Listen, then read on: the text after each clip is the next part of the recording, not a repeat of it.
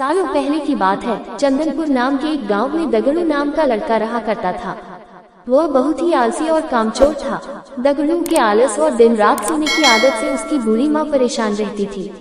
किसी तरह वो दर्जी का काम करके अपना परिवार चलाती, लेकिन दगड़ू पर इसका कोई असर नहीं पड़ता। वो तो बस दिन रात सोता और सपने देखा करता था। लेकिन सबसे अनोखी बात ये थी कि जब भी वो कोई अनहोनी या बुरी घटना से जुड़ा सपना देखता, तो कुछ घंटों बाद वह सपना सच हो जाया करता था। एक दिन रोज की तरह दगड़ू सो रहा था। अचानक उसे सपना आया कि एक लड़की की शादी में डाकू आए और सारा सामान लूट कर ले गए। जैसे ही सुबह हुई, उस आलसी लड़के को सपने में दिखी लड़की अपने घर में नजर आई।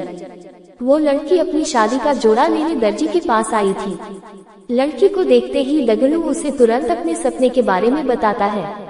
लड़की परेशान होकर घर जाती है और घर वालों को सारी बात बताती है। सब लोग सपने की बात सुन तो लेते हैं, लेकिन उस पर विश्वास नहीं करते और कुछ ही घंटों बाद लुटेरे शादी का घर और बारातियों को लूटकर चले जाते हैं। इस घटना से गुस्सा होकर लोग दगड़ू की पिटाई कर देते हैं और उस पर लुटेरों के साथ मिले होने का आरोप लगाते हैं। इसके बाद दगड़ू को कुछ दिनों बाद एक और सपना आता है। इस बार दगड़ू अपनी ही पड़ोस की चौधराइन के नए मकान में आग लगने का सपना देखता है। दोपहर के समय जब वो आलसी लड़का घर से बाहर निकलता है, तो उसे चौधराइन मोहल्ले में नए घर की खुशी में मिठाई बांटती और लोगों को गृह प्रवेश समारोह में नेता देती नजर आती है। महिला को देखते ही उसके पास दगड़ू भागा चला जाता है और उसे अपने सपने के बारे में सब कुछ बता देता है। महिला दगड़ू पर नाराज होकर वहां से चली जाती है, लेकिन समारोह से पहले घर को आग से बचाने का पूरा बंदोबस्त कर लेती है। लेकिन फिर भी दगड़ू का सपना सच हो जाता है और चौधराइन का घर जलकर राख हो जाता है। ऐसा सालों तक चलता जाता है।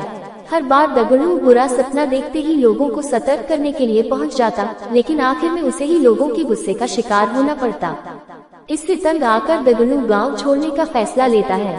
वो गांव से दूर एक दूसरे राज्य में चला जाता है। यहाँ अपना पेट पालने के लिए दगड़ू नौकरी ढूंढने लगता है। किस्मत से उसे एक राजा के यहाँ चौकीदार का काम मिल जाता है। दगड़ू को नौकरी मिलने के कुछ दिनों बाद ही राजा को सोनपुर गांव निकलना होता है। सोनपुर जाने से एक दिन पहले की रात दगड़ू को सपना आता है कि सोनपुर गांव में भयानक भूकंप आया और वहां कोई भी जिंदा नहीं बचा। जैसे ही सुबह राजा की सवारी सोनपुर की तरफ रवाना होने लगती है, तो दगड़ू फटाफट राजा के रथ के पास पहुंचकर उन्हें अपने सपने के बारे में बताता है और उन्हें सोनपुर जाने से रोक लेता है। अगले ही दिन राजा के पास समाचार पहुंचता है कि उस गांव में भूकंप आने के बाद कोई भी जिंदा नहीं बचा, पूरा गांव शमशान में तब्दील हो गया।